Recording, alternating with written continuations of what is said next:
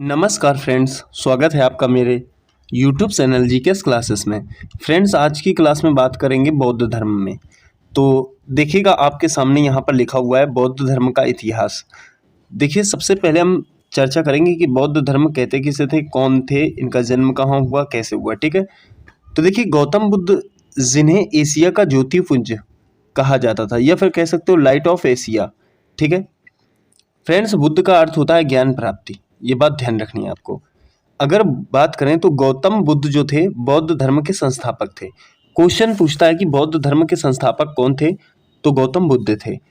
अगर जन्म की बात करें फ्रेंड्स, तो गौतम बुद्ध का जो जन्म हुआ था 563 ईस्वी पूर्व जो हुआ था, कपिल वस्तु के लुम्बिनी नामक स्थान पर हुआ था। ये बात ध्यान रखेंगे फ्रेंड्स। इनके बचपन का नाम जो था वो सिद्धार्थ था। देखिए फ्रेंड्स, यहाँ पर कई चीज़ें पॉइंट करने वाली थी कि एशिया का ज्योतिपुंज किसे कहते हैं, तो गौतम बुद्ध को कहते हैं। संस्थापक कौन थे बौद्ध धर्म के, तो गौतम बुद्ध थे। जन्म कब हुआ, 563 ईस्वी पूर्व हुआ। कहाँ हुआ, तो लुम्बिनी में हुआ।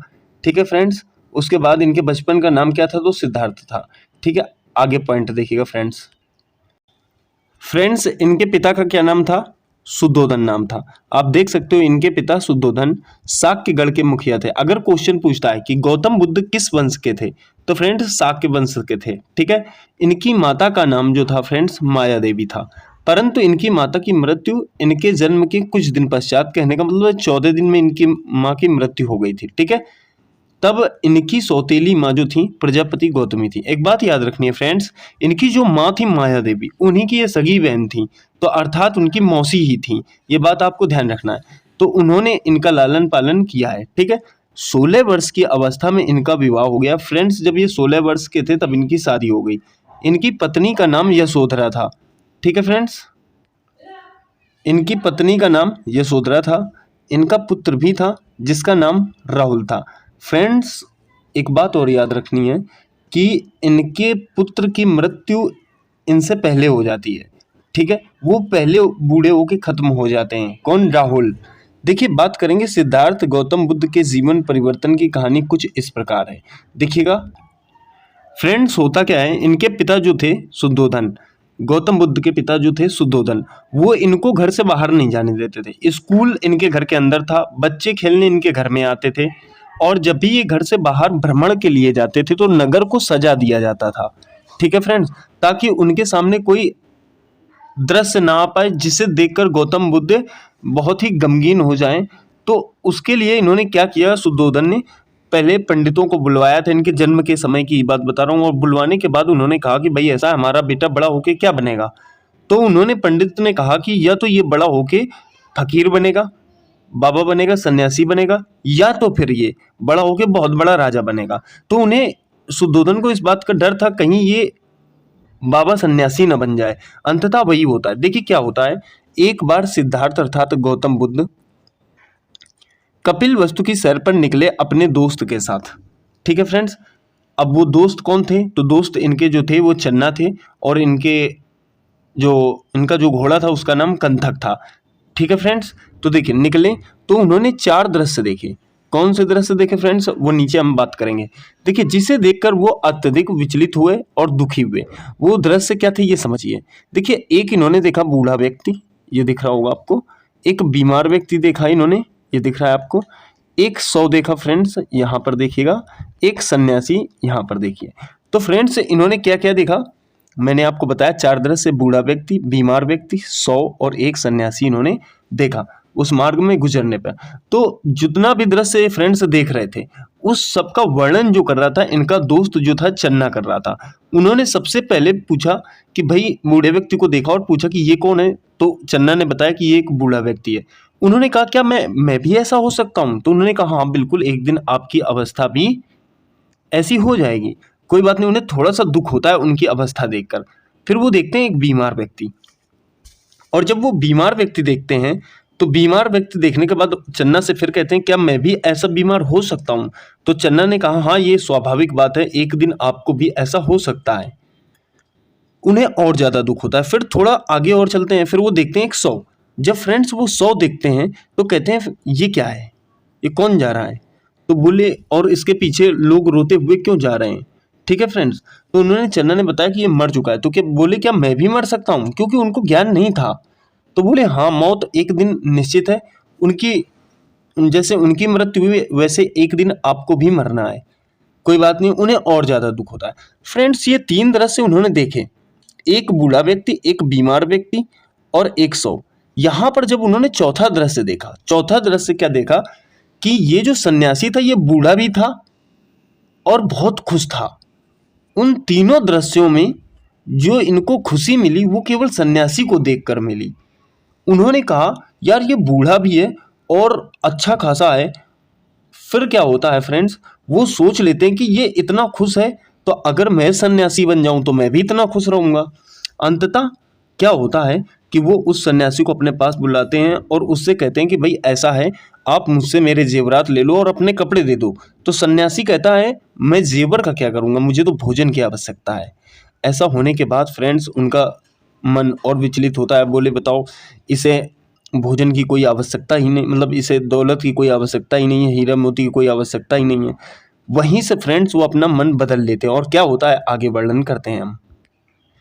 देखिए फ्रेंड्स, इन सांसारिक समस्याओं को देखकर वे अत्यधिक व्यथित हुए और 29 वर्ष की आयु में सिद्धार्थ या गौतम बुद्ध ने गृह त्याग कर दिया। ठीक है फ्रेंड्स, इनके मित्र का नाम चन्ना और घोड़े का नाम कंथक था। ठीक है फ्रेंड्स, बौद्ध, मैंने आपको पीछे बताया था, बौद्ध धर्म में गृह त्याग की इस घटना को महाविनिष्क्रमण कहते हैं। जो उन्होंने घर छोड़ा था, ठीक है, गृह त्याग किया था फ्रेंड्स, तो उस घटना को यहाँ पर महाविनिष्क्रमण कहा गया है। ठीक है, जब ये गृह त्याग कर देते हैं तो गृह त्याग करने के बाद फ्रेंड्स इनको 5 साधक मिलते हैं। देखिए यहां पर चित्र में 5 साधक दर्शाए गए हैं, 1 2 3 4 5। ठीक है, एक का नाम था फ्रेंड्स कौंडिन्य, वप्पा, भादिया, अस्सागी, महानामा। ये नाम याद रखना फ्रेंड्स। ठीक है, देखिए आगे अगर चर्चा करते हैं तो गौर करेंगे फ्रेंड्स। आगे मैं बात करना चाहता हूं, गृह त्याग करने के बाद उन्होंने वैशाली के अलार कलाम से सांख्य दर्शन, कौन सा दर्शन फ्रेंड्स, सांख्य दर्शन की शिक्षा ग्रहण की। अलार कलाम ही बुद्ध जी के प्रथम गुरु थे। देखिए फ्रेंड्स, क्वेश्चन कई बार पूछा जा चुका है। इनके 2 गुरु थे, एक तो थे फ्रेंड्स अलार कलाम और दूसरे थे रुद्रक रामपुत्र। ठीक है, तो देखिए यहां पर गौर करना, अलार कलाम से तो इन्होंने सांख्य दर्शन की शिक्षा ली है। ठीक है फ्रेंड्स, जो इनके प्रथम गुरु थे। तो अगर क्वेश्चन कहता है कि इनके प्रथम गुरु कौन थे, तो अलार कलाम थे। ठीक है, आगे की शिक्षा राजगीर के रुद्रक रामपुत्र से इन्होंने ग्रहण की।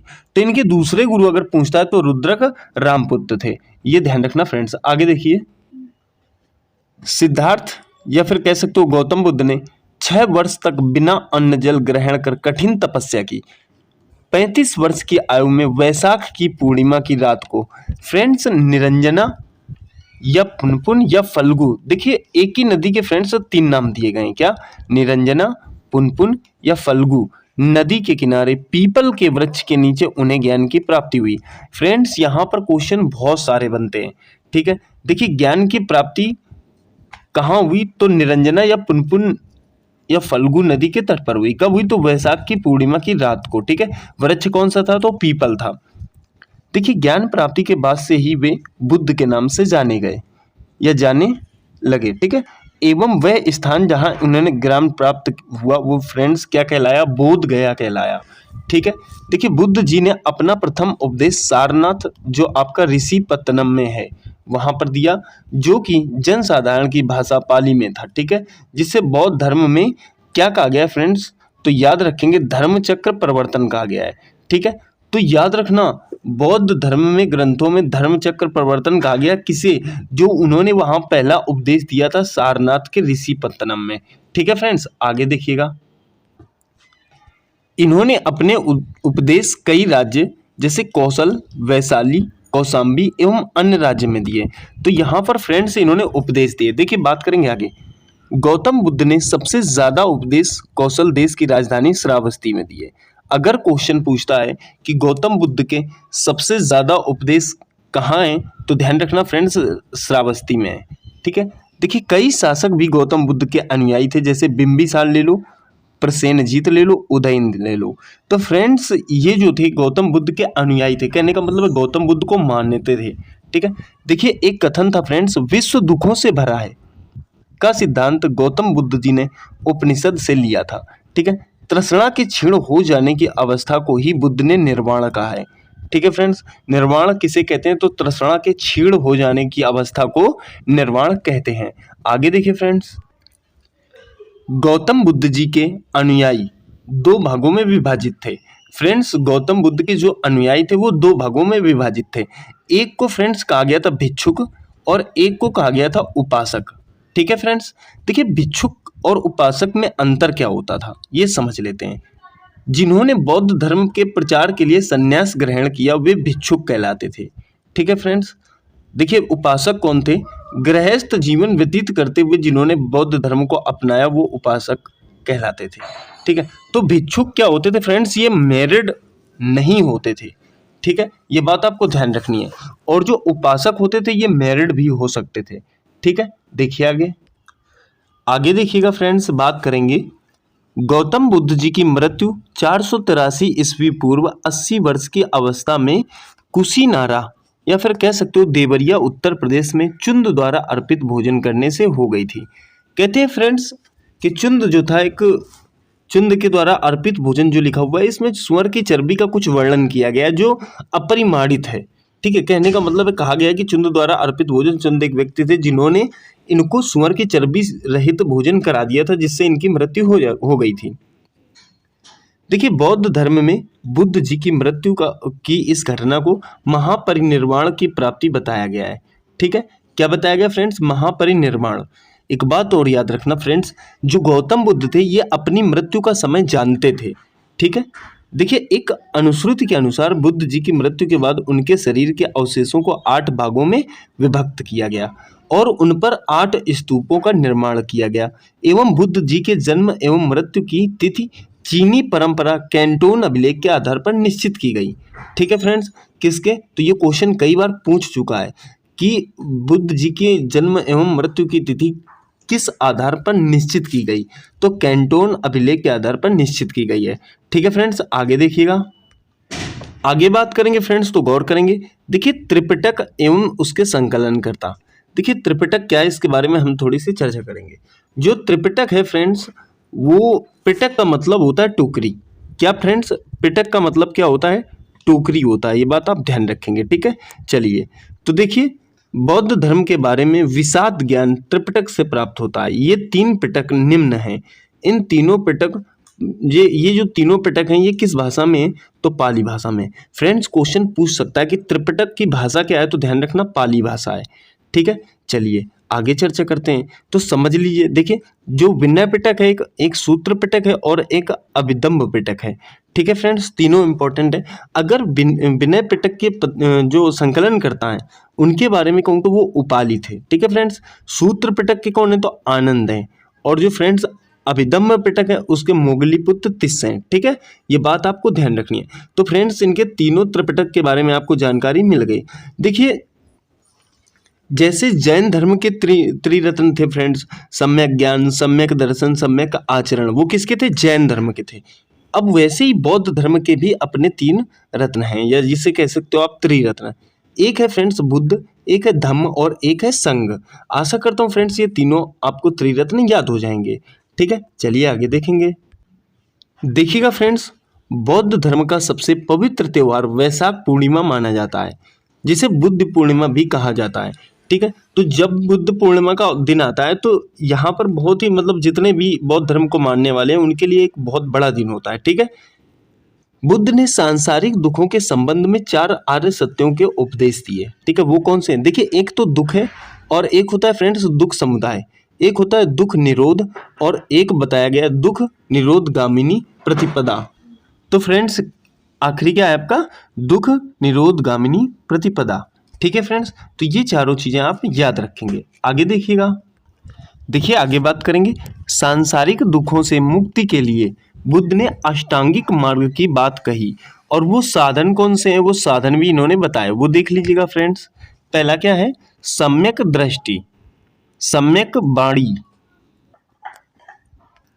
क्रम से समझिए फ्रेंड्स। ठीक है, देखिए पहला क्या है? सम्यक दृष्टि।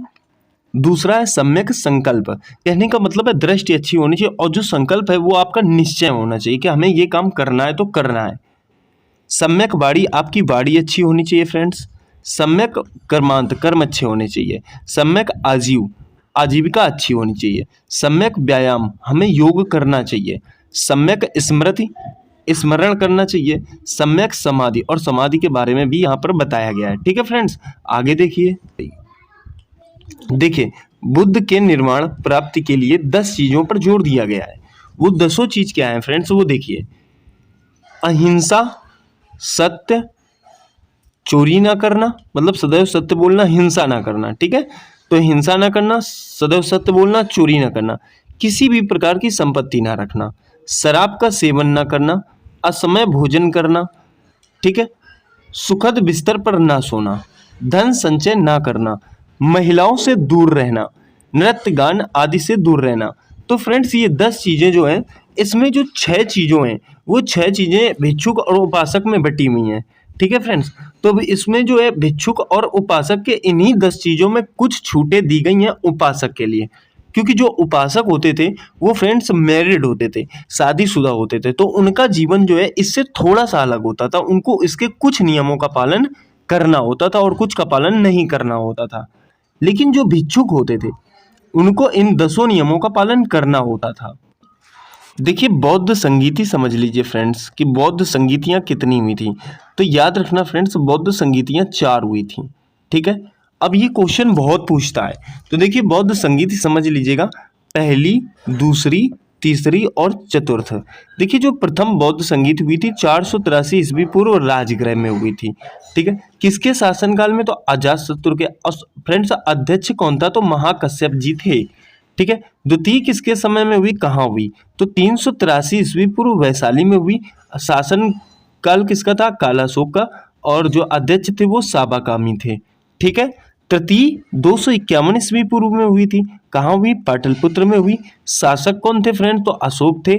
अध्यक्ष कौन थे, तो भोगली पुत्र थे। ठीक है, उसके बाद देखिए चतुर्थ, ये प्रथम ईस्वी पूर्व हुई, कहाँ हुई, कुंडलवन फ्रेंड्स, जो आपका जम्मू एंड कश्मीर में पड़ता है। ठीक है फ्रेंड्स, ये बात ध्यान रखना, कुंडलवन। और इसमें शासक कौन थे, तो कनिष्क थे, और अध्यक्ष तो वसुमित्र। फ्रेंड्स, एक बात याद रखना, एक शब्द याद रखना जो है आपका, जैसे अका, अक, अका, अक, तो इस शब्द से आ से आपको याद रहेगा अजातशत्रु, का से आपको याद रहेगा कालाशोक, और इस आ से याद रखना आप अशोक, और इस का से याद रखना आप कनिष्क। देखिए, इस पूरे का से आपको कालाशोक याद रखना है। ठीक है फ्रेंड्स, तो अका आक से आपके शासनकाल याद रहेंगे। ठीक है, आगे देखिएगा फ्रेंड्स। देखिएगा फ्रेंड्स, बात करेंगे चतुर्थ बौद्ध संगीति के बाद ही बौद्ध धर्म जो है 2 भागों में बट गया। ठीक है फ्रेंड्स, कितने भागों में बट गया, 2 भागों में, 2 भागों, जिसे आप कह सकते हो हीनयान एवं महायान। तो इसमें 2 भाग आ गए फ्रेंड्स, एक आ गया हीनयान और एक आ गया महायान। देखिए, बौद्ध धर्म की अन्य विशेषताएं, जैसे उसमें क्या था, श्वेतांबर और दिगंबर जैन धर्म में, और बौद्ध धर्म क्या है फ्रेंड्स, हीनयान और महायान। बौद्ध धर्म की अन्य विशेषताएं, बौद्ध धर्म अनीश्वरवादी है, इसमें आत्मा की कल्पना नहीं है। बौद्ध धर्म में पुनर्जन्म की मान्यता है। ठीक है, अनीश्वरवाद के संबंध में बौद्ध धर्म एवं जैन धर्म में समानता पाई जाती है। ठीक है, देखिए, बौद्ध संघ में सम्मिलित होने के लिए न्यूनतम आयु सीमा 15 वर्ष रखी गई है। कितनी है फ्रेंड्स, बौद्ध धर्म में शामिल होने के लिए आयु जो होनी चाहिए 15 वर्ष होनी चाहिए। बौद्ध संघ में प्रविष्ट होने को उपसंपदा कहते हैं। कहने का मतलब है, जब हम एंटर लेते हैं, जैसे एडमिशन बोलते हैं ना, तो वैसे ही उपसंपदा उसे बोलते हैं। देखिए फ्रेंड्स, आगे गौतम बुद्ध की प्रथम मूर्ति मथुरा कला के अंतर्गत बनी थी। ठीक है फ्रेंड्स, क्वेश्चन कहता है कि गौतम बुद्ध की प्रथम मूर्ति किस कला के अंतर्गत बनी थी, तो मथुरा कला याद रखना है। परंतु ज्यादातर मूर्तियों का निर्माण गंधार शैली में हुआ है या किया गया है। ठीक है, गौतम बुद्ध जी की 123 फीट ऊंची मूर्ति हिमाचल प्रदेश रेवालसर झील में स्थित है। ठीक है, कितनी है फ्रेंड्स, 123 मीटर ऊंची मूर्ति है। कहाँ है, तो रेवालसर झील में स्थित है, हिमाचल प्रदेश में। फिर देखिए, बौद्ध धर्म का प्रचार प्रसार पड़ोसी देश तिब्बत, भूटान, श्रीलंका भी इसमें शामिल है। पद्म संभव गुरु रिनपांच ने किया था। किसने, तो गुरु रिनपांच ने किया था। आगे देखिए फ्रेंड्स, देखिए बौद्ध धर्म के 8 शुभ प्रतीक चिन्ह।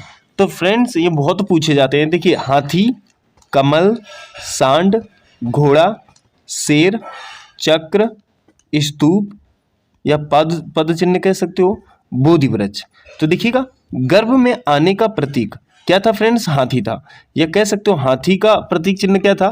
तो गर्भ में आने का प्रतीक था। कमल किसका था फ्रेंड्स? जन्म का प्रतीक था। सांड किसका था? यौवन का प्रतीक था। घोड़ा किसका था फ्रेंड्स? गृह त्याग का प्रतीक था। शेर किसका था फ्रेंड्स? विकास का प्रतीक था। चक्र किसका था? तो प्रथम उपदेश था। ठीक है। स्तूप या पद चिन्ह का प्रतीक क्या था फ्रेंड्स? तो मृत्यु था। ठीक है। बोधि वृक्ष ज्ञान की प्राप्ति के लिए इसे बताया गया है।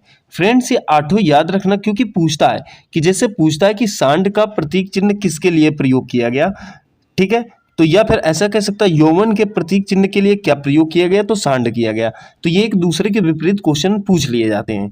तो आशा करता हूँ फ्रेंड्स ये भी आपको याद हो गए होंगे। तो फ्रेंड्स देखिएगा, मैंने आपको टोटल जो है बौद्ध धर्म करा दिया। तो अब फ्रेंड्स आ गई बारी हमारी अभ्यास प्रश्न की। तो चलिए अभ्यास प्रश्न करते हैं। देखिएगा फ्रेंड्स, अभ्यास प्रश्न में आपको कुछ क्वेश्चन लगाए गए हैं। तो देखिए पहला क्वेश्चन क्या कहना चाहता है, गौतम बुद्ध के बचपन का नाम क्या था? गौतम बुद्ध के बचपन का नाम क्या था? अश्वसेन, वर्धमान, सिद्धार्थ या दयानंद? तो फ्रेंड्स पीछे बताया था, इसका आंसर क्या सही होगा? सी, सिद्धार्थ। ठीक है फ्रेंड्स, अगला क्वेश्चन देखेंगे। गौतम बुद्ध के प्रथम गुरु का क्या नाम था? अगला क्वेश्चन है friends question number 2। Gautam Buddha के प्रथम गुरु का क्या नाम था? रुद्रक, रामपुत, अलार कलाम, जमाली या स्यादसाई? तो फ्रेंड्स इसका जो आंसर होगा वो होगा अलार कलाम। ऑप्शन आपका बी सही हो जाएगा।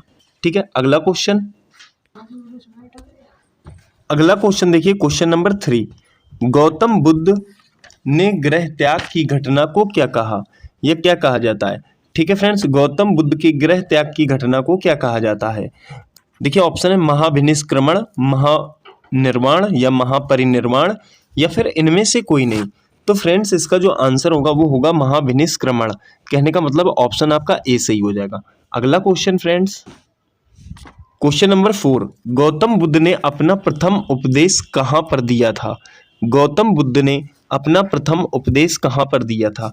राजगृह, बोधगया, सारनाथ या फिर वैशाली? तो फ्रेंड्स 4 का आंसर जो हो जाएगा वो हो जाएगा सारनाथ। ऑप्शन आपका सी सही हो जाएगा। ठीक है फ्रेंड्स, और अगर भाषा पूछता फ्रेंड्स तो पाली होती। भाषा कौन सी होती? पाली। और एक बात ध्यान रखना फ्रेंड्स, जो सर्वाधिक उपदेश दिए इन्होंने कहाँ दिए हैं? तो वो श्रावस्ती में दिए हैं। कहाँ दिए फ्रेंड्स? श्रावस्ती। सारे पॉइंट मैंने आपके क्लियर कर दिए। अगला क्वेश्चन देखिए फ्रेंड्स, क्वेश्चन नंबर 5। बौद्ध धर्म के पवित्र ग्रंथ का क्या नाम है? बौद्ध धर्म के पवित्र ग्रंथ का क्या नाम है? देखिए फ्रेंड्स ऑप्शन है आदि ग्रंथ, बाइबल, महायान या त्रिपिटक। तो क्वेश्चन नंबर 5 का जो आंसर हो जाएगा फ्रेंड्स वो हो जाएगा त्रिपिटक। मैंने इसका पिटक का अर्थ बताया था, टोकरी होता है। ध्यान रखेंगे फ्रेंड्स, त्रिपिटक जो है आपका 3 भागों में बटा हुआ है। अगर क्वेश्चन कहता है त्रिपिटक कितने भागों में बटा है, तो 3 भागों में बटा है। अगला फ्रेंड्स क्वेश्चन नंबर 6। बौद्ध धर्म का अनुसरण करने वाले लोगों को क्या कहा जाता है? बौद्ध धर्म का अनुसरण करने वाले लोगों को क्या कहा जाता है? ऑप्शन है शिष्य, उपासक, प्रार्थक या इनमें से कोई नहीं। तो फ्रेंड्स क्वेश्चन नंबर 6 का जो आंसर हो जाएगा वो हो जाएगा आपका ऑप्शन बी, उपासक। ठीक है फ्रेंड्स, अगला क्वेश्चन, क्वेश्चन नंबर 7। बौद्ध धर्म की अंतिम बौद्ध सभा का आयोजन कहाँ हुआ था? बौद्ध धर्म की अंतिम बौद्ध सभा का आयोजन कहाँ हुआ था? ऑप्शन है वैशाली, राजगृह, पाटलिपुत्र, कुंडलवन। तो फ्रेंड्स क्वेश्चन नंबर 7 का जो आंसर होगा वो ऑप्शन आपका डी सही हो जाएगा, कुंडलवन है। कहने का मतलब है अंतिम बौद्ध सभा का आयोजन कुंडलवन जम्मू कश्मीर में किया गया था। ठीक है फ्रेंड्स, अगला क्वेश्चन, क्वेश्चन नंबर 8। बौद्ध धर्म की किस बौद्ध सभा में बौद्ध धर्म को 2 भागों में बांटा गया? ऑप्शन है फ्रेंड्स, देखिए क्या क्वेश्चन पूछना चाहता है, बौद्ध धर्म की किस बौद्ध सभा में बौद्ध धर्म 2 भागों में बटा था? 2 भाग फ्रेंड्स, हीनयान और महायान। देखिए पहली में, दूसरी में, तीसरी में या फिर चौथी में। तो फ्रेंड्स इसका जो आंसर सही हो जाएगा वो चतुर्थ बौद्ध सभा सही हो जाएगा। ऑप्शन आपका डी सही हो जाएगा। अगला क्वेश्चन देखिए friends, question number 9। Gautam Buddha के जन्म का प्रतीक क्या है? फ्रेंड्स गौतम बुद्ध के जन्म का प्रतीक क्या है? ऑप्शन है कमल एवं सांड, फूल, कमल एवं घोड़ा या फिर स्तूप। तो फ्रेंड्स क्वेश्चन नंबर 9 जो है इसका आंसर आपका हो जाएगा ऑप्शन सी, कमल एवं सांड। कहने का मतलब है जन्म का प्रतीक क्या होता है? कमल एवं सांड। अगला क्वेश्चन देखिए फ्रेंड्स, क्वेश्चन नंबर 10, किस गुफा में बौद्ध धर्म, हिंदू धर्म और जैन धर्म के कला का सांस्कृतिक मिश्रण है? ऑप्शन है अजंता, एलोरा, एलिफेंटा, बादामी। तो फ्रेंड्स क्वेश्चन नंबर 10 का जो आंसर होगा वो होगा एलोरा। ऑप्शन आपका बी सही हो जाएगा। ठीक है, अगला question, question number 11, Mahatma Buddha द्वारा उपदेश देने की घटना को बौद्ध साहित्य में क्या कहा जाता है? ऑप्शन है फ्रेंड महाविनिष्क्रमण, महानिर्वाण, धर्मचक्र प्रवर्तन या इनमें से कोई नहीं। तो फ्रेंड्स इसका जो आंसर हो जाएगा 11 का वो हो जाएगा धर्मचक्र प्रवर्तन। कहने का मतलब है आपका ऑप्शन सी सही हो जाएगा। ठीक है फ्रेंड्स, अगला क्वेश्चन, क्वेश्चन नंबर 12, भिक्षुणी संघ की स्थापना कहाँ की गई थी? क्वेश्चन नंबर 12, भिक्षुणी संघ की स्थापना कहाँ की गई थी? ऑप्शन है सारनाथ, कपिलवस्तु, वैशाली, गया। तो फ्रेंड्स क्वेश्चन नंबर 12 का जो आंसर हो जाएगा वो हो जाएगा वैशाली। ऑप्शन आपका सी सही हो जाएगा। अगला क्वेश्चन फ्रेंड्स, क्वेश्चन नंबर 13, किस काल में महात्मा बुद्ध की खड़ी प्रतिमा बनाई गई थी? ऑप्शन है कुषाण काल, गुप्त काल, मौर्य काल या फिर गुप्तोत्तर काल। तो फ्रेंड्स 13 का जो आंसर हो जाएगा वो कुषाण काल। ऑप्शन आपका ए सही हो जाएगा। ठीक है, अगला क्वेश्चन, क्वेश्चन नंबर 14, धर्म चक्र प्रवर्तन कहाँ किया गया था? तो फ्रेंड्स ऑप्शन है श्रावस्ती, सांची, सारनाथ, वैशाली। क्वेश्चन नंबर 14 का जो आंसर हो जाएगा फ्रेंड्स वो सारनाथ हो जाएगा। ऑप्शन आपका सी सही हो जाएगा। अगला क्वेश्चन देखिए फ्रेंड्स क्वेश्चन नंबर 15, अगला और अंतिम, विनय पिटक में क्या संकलित है? विनय पिटक में क्या संकलित है? देखिए फ्रेंड्स ऑप्शन है बौद्ध धर्म के धार्मिक उपदेश, बौद्ध संघ के अनुशासन के नियम, वह धर्म का वर्णन या फिर निर्वाण के बाद का वर्णन। तो फ्रेंड्स इसका जो ऑप्शन सही हो जाएगा वो सही हो जाएगा ऑप्शन बी। कहने का मतलब है बौद्ध संघ के अनुशासन के नियम। तो फ्रेंड्स आशा करता हूं ये 15 क्वेश्चन आपने बिल्कुल सही किए होंगे यदि आपने पूरी वीडियो देखी है। तो फ्रेंड्स बौद्ध धर्म आपका टोटल कंप्लीट हो गया होगा। जितने भी क्वेश्चन बनेंगे यहीं से मिल जाएंगे आपको। आशा करता हूँ फ्रेंड्स आपको हमारी ये वीडियो अच्छी लगी होगी। यदि अच्छी लगी है तो प्लीज़ लाइक, शेयर, सब्सक्राइब करना बिल्कुल ना भूलें। धन्यवाद फ्रेंड्स।